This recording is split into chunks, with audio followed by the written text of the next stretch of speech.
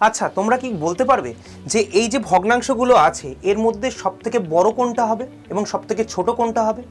চলো 5 second time দিলাম, বলতে পারবে? হলো না তো? চলো দেখে নাও। দেখো, যখনই আমাদের কাছে প্রকৃত ভগ্নাংশ দেওয়া থাকবে, প্রকৃত ভগ্নাংশের অর্থ যখন হর লবের তুলনায় বড় হবে, মানে নিচের টার্মগুলো কি হবে, বড় হবে ওপরেরগুলোর থেকে, তখন আমরা কি করব, এদের ডিফারেন্স বার করব। 26 আর 29-এর মধ্যে ডিফারেন্স কত? 3। 52 আর 58-এর মধ্যে ডিফারেন্স কত? 6। এদের মধ্যে ডিফারেন্স কত? 4। এদের মধ্যে ডিফারেন্স কত? 12। এই 3, 6, 4, 12 এদের আমরা কি করব, লসাগু নেব। 3, 6, 4, 12 লসাগু কত স্যার? 12। তাহলে প্রত্যেকটাকে আমি 12 বানাবো।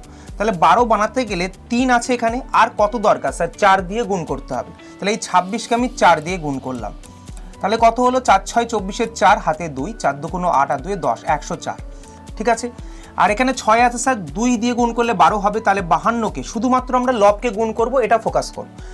তো 52 ইন্টু 2 মানে কত স্যার? 4, 104।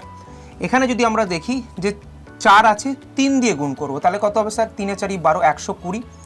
এবং এখানে যদি আমি দেখি 12 আছে, তো গুণ করব না। তাহলে ভালো করে দেখবে, সব থেকে বড় সংখ্যা এই চারটের মধ্যে 104, 104, 120 এবং 96, সব থেকে বড় 120। তাহলে এই ভগ্নাংশটা আমাদের সব থেকে বড় আসবে। এবং সব থেকে ছোট দেখো এর মধ্যে 96, তাহলে এটা হবে সব থেকে ছোট, এটা স্মলেস্ট, এটা লার্জেস্ট। আশা করি জিনিসটা ভালো লেগেছে। কেমন লাগলো কমেন্ট বক্সে জানিও, এবং নতুন ট্রিক্সের জন্য চ্যানেলটাকে সাবস্ক্রাইব ও লাইক করে নিও। ওকে, আজ পর্যন্ত।